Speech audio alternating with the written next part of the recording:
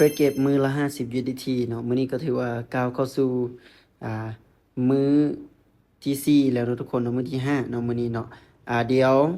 เล่นจะขอกดเข้าออเดอร์เลยทุกคนโดยการกดไปที่ออเดอร์บายเนาะทุกคนเนาะในจังหวะนี้เล่นกดเข้าไปที่ออเดอร์ซื้อก็คือเล่นจะตามอดีตของตลาดเลยเนาะเพราะว่าเป็นจังหวะที่ตลาดมีแห่งซื้อเข้ามาแล้วเขาจะทำการกดซื้อขึ้นไป ในจังหวะนี้เอิ้นว่าตามเทรนด์นะทุกคนเนาะจังหวะที่มันซื้อเขาก็จะซื้อขึ้นไปเรื่อยๆจังหวะที่มันมีแห้งขายเขาก็จะขายลงมาเรื่อยๆในช่วงที่วินบางเทื่อเขาอาจจะวินต่อเนื่องกันในช่วงที่อ่ามันเป็นแห้งขายลงมาเขาขายมันก็อาจจะวินต่อเนื่องเนาะอันนี้ก็ถือว่าเป็นอีกเทคนิคหนึ่งที่เล็งใช้ในการเทรดเนาะอึ๊บโอเคออเดอร์ทำอิททุกคนเนาะเขาวินไปเลยซึ่งเลขเดินเงินเลขจะเดินอยู่ที่11นะทุกคนเนาะก็คือเป็นเลขมานของเลขเลยทุกคนเนาะในการที่ จะเดินออเดอร์ทำอิฐเนาะทุกคนเนาะเดี๋ยวเข้ามาเบิ่งในออเดอร์ถัดไปนะทุกคนเนาะถ้าหากว่าแท่งเทียนแท่งนี้เป็นแท่งที่มีแห่งซื้อเข้ามาหรือแห่งขายเข้ามาก็ตามแต่อดีตของมันเคยมีแห่งซื้อเข้ามาหลายกว่าแต่เขาจะกดซื้อเนาะแต่ว่ารอเบิ่งก่อนออเดอร์นี้เล่นขอผ่านก่อนเนาะแต่ว่าเลิกแล้วถ้าออเดอร์นี่เล่นจะกดซื้อแต่ว่า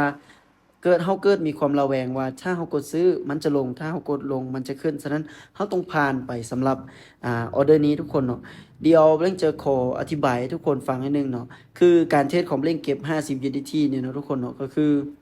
จะเป็นการเทรดสะสมทุนเนาะทุกคนเนาะสะสมทุนเก็บถือว่ามื้อนี้เก็บได้50มื้ออื่นก็จะเก็บ50แล้วเขาเบิ่งเป็นเดือนเนาะเช่นว่า1เดือนเขาเก็บมื้อละ50ก็ได้ประมาณ1,000ปลายเนาะถ้าหากว่าเขาเฮ็ดได้สม่ำเสมออันนี้ก็เป็นวิธีการสร้างเลยครับอีกอย่างหนึ่งเนาะโอเคเนาะทุกคนเนาะเดี๋ยวเฮาเกี่ยมเข้าออเดอร์นี้นำกันนะทุกคนเนาะมื้อนี้เป็นมื้อที่5นะทุกคนเนาะมื้อที่5แล้วในการเทรดของเฮาเนาะก็ถือว่าไวพอสมควรเนาะเดี๋ยวสำหรับออเดอร์นี้ทุกคนเนาะแห่งซื้อเข้ามาหลายแบบนี้เฮาบ่ายบัดหนึ่งเนาะเดี๋ยวเฮามาลุ้นเบิ่งนำกันว่ามันจะขึ้นได้บ่แต่ออเดอร์นี้เล่มีความมั่นใจสูงเหลือเกินว่ามันจะขึ้นไปได้แต่หลายคนอาจจะว่ามั่นใจสูงเป็นอย่างคือบ่ไป50บาทเดียวเลยมันจึงจะได้หยุดง่ายเนาะแต่คือให้ทุกคนรู้ว่าการเทรดมันมีได้มีเสียเนาะการลงทุนมันบ่มีอีหยังที่แน่นอนฉะนั้นเฮามีความมั่นใจก็จริงแต่เฮาอยู่บนพื้นฐานของวินัยมันหยังวินัยคือแบบแผนที่เฮาวางไว้เนาะฉะนั้นเมื่อเฮาวางไว้แล้วเฮาต้องเฮ็ดตามนะทุกคนเนาะการเฮ็ดตามที่ให้เฮาประสบผลสำเร็จเนาะนิ่งๆก่อนนิ่งๆก่อนโอ้โหโอเควิน เฮ้ยเขาวินมา2ออเดอร์ติดถ้าเขากดซื้อมาตอนเนื่องเขาวิน3ออเดอร์แล้วทุกคนเนาะซึ่ง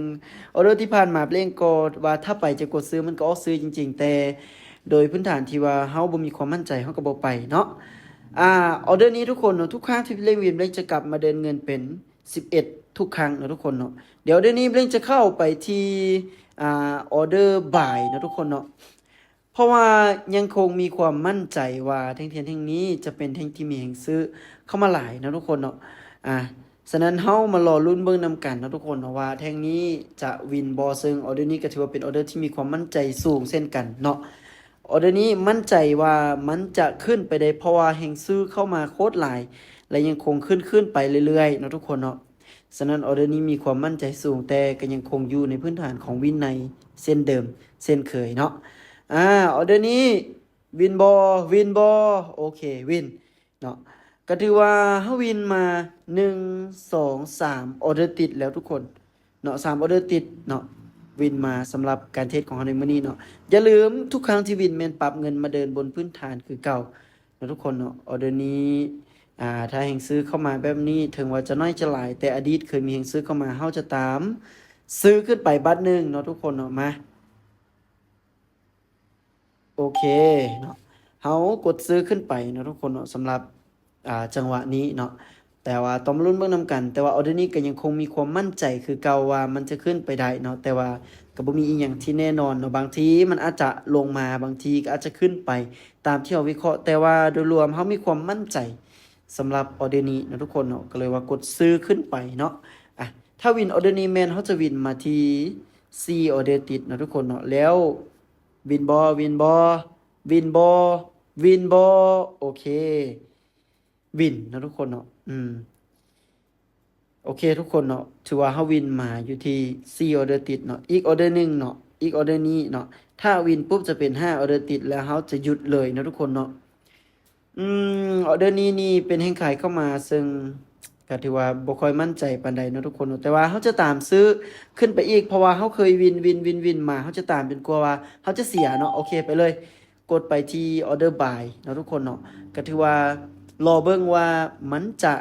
ลงมาจะขึ้นไปได้บ่เนาะกดซื้อแต่ว่าลุ้นให้มันลงมาเนาะเป็นอีหยังที่อ่านั่นทุกคนเนาะโอเคมาเฮามาลุ้นเบิ่งนำกันสำหรับออเดอร์นี้ทุกคนเนาะออเดอร์นี้ก็ถือว่าถามว่า มั่นใจบ่เนาะแต่ว่าเฮาก็มีความมั่นใจแต่เฮาก็แอบยันๆนิดๆว่ามันจะลงมาเนาะทุกคนเนาะเพราะว่ามันหลายถึงเขาจะตามขายแต่ว่าเขาเคยวินมาจากการซื้อมาแล้วเนาะทุกคนเนาะโอ้โหน่าจะเสียแล้วทุกคนเนาะสำหรับออเดอร์นี้เนาะเดี๋ยวเฮามาเบิ่งออเดอร์หน่อยหนึงทุกคนเนาะเบิ่งประวัติหน่อยหนึงถือว่าเฮาวินมา1 2 3 4เฮาไป5ออเดอร์วิน4พาร์ท1เนาะโอเคบ่เป็นหยังทุกคนเนาะหลังจากพาร์ทแล้วเร่งจะปรับเงินเป็น22 USDT เนาะทุกคนเนาะ ออเดอร์นี้เนาะทุกคนเนาะเราจะตามไปที่ออเดอร์ขายบัตรหนึ่งเนาะทุกคนเนาะโอเคไปเลยเนาะเพราะว่าเฮงซื้อเข้ามาเขาก็ตามซื้อเฮงขายเข้ามาเขาก็ตามขายออเดอร์นี้โคตรมั่นใจทุกคนเนาะออเดอร์นี้โคตรมั่นใจว่ามันจะต้องวินนะทุกคนเนาะออเดอร์นี้มันจะต้องวินเนาะโดยความมั่นใจเพราะว่าอย่างเป็นนักเรียนที่มีแฮงขายเข้ามาหลายเหลือเกินแล้วบ่ได้มีแนวคิดขวางเลยบ่ได้มีแนวฮับมากีดขวางเลยแฮงขายเอิ้นว่า เมื่อกี้มีแฮงซื้อขึ้นไปตอนนี้มีแฮงขายลงมาหลายๆออเดอร์นี้โคตรมั่นใจเนาะฉะนั้นเราต้องมาลุ้นเบิ่งนำกันว่าจะวินบ่แต่ออเดอร์นี้มั่นใจเหลือเกินต้องวินแน่นอนนะทุกคนเนาะ3 4 3 2 1โอเควินทุกคนเนาะเฮาก็ถือว่าน่าจะได้กำไรนะทุกคนเนาะน่าจะได้กำไรอ่าตามเป้าแล้วก็คือ50 USDT สำหรับมื้อนี้นะทุกคนเนาะโอเค เขาเทรดมามื้อนี้เป็นมื้อที่5มีกำไรอยู่ที่72.37 USDT ก็ถือว่าเป็นอีหยังที่เกินคาดหมายของเฮาแล้วก็เอิ้นว่าเฮาประสบผลสำเร็จไปได้อีก1มื้อออกมื้อนี้6ออเดอร์พาร์ท1วิน5ออเดอร์ได้กำไรตามเป้าเนาะโอเคทุกคนเนาะก็ท้ายคลิปนี้เนาะเล่งก็อยากจะบอกทุกคนว่าคลิปนี้บ่ได้เป็นการชักชวนแต่อย่างใดเนาะฉะนั้นทุกคลิปที่ลงไปนะอยากให้ทุกคนเบิ่งอยู่ที่เทคนิคบทเรียนแล้วก็ประสบการณ์ที่เล่งแชร์ไปให้กับทุกคนเห็นเนาะ ก็ท้ายคลิปก็อยากจะย้ำอีกทีนึงว่าการลงทุนมีความเสี่ยงภัยที่บ่มีความรู้บ่ควรลงทุนเด็ดขาดเด้อทุกคนเด้อสำหรับคลิปนี้ประมาณนี้ทุกคนบ๊ายบาย